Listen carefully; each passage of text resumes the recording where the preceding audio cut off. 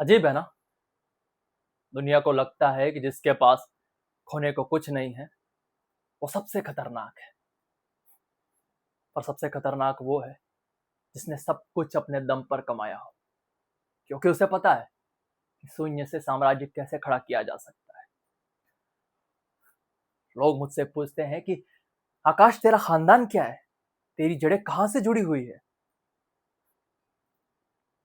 पर उन्हें क्या बताऊं कि मेरी जड़ें उस फुटपाथ की मिट्टी से जुड़ी हुई है जहां ना नाम था ना पहचान। पर हाँ, अनाथ होने का एक फायदा है, वफादारी आपको विरासत में नहीं मिलती, उसे चुनना पड़ता है। और सिद्धार्थ के लिए मेरी दोस्ती, मेरी वफादारी कोई एहसान नहीं है। उसके लिए खून बहाना मेरे लिए उतना ही आसान है जितना सांस लेना।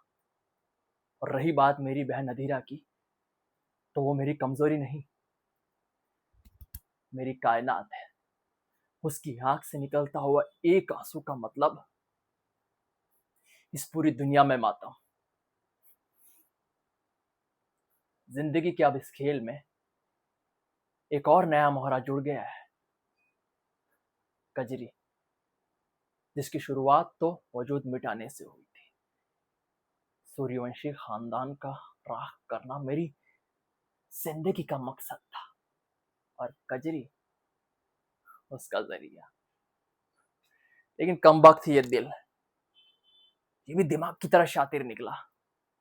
कब खेल बदलते बदलते खिलाड़ी को ही बदल दिया, पता ही नहीं चला। पर अब कजरी मेरी जरूरत नहीं, मेरी जिद है।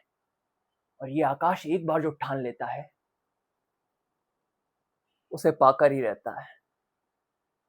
उसे पाने के लिए चाहे भगवान से भी लड़ भिड़ सकता है। कजरी को पाने के लिए चाहे किसी भी हद तक जाना पड़े, जाऊंगा। किसी भी हद तक गिरूंगा, किसी को गिराना पड़े तो भी गिराऊंगा, क्योंकि अंत में जीत हमेशा मास्टरमाइंड की होती है। और इस खेल का अंत मैं खुद लिखूंगा।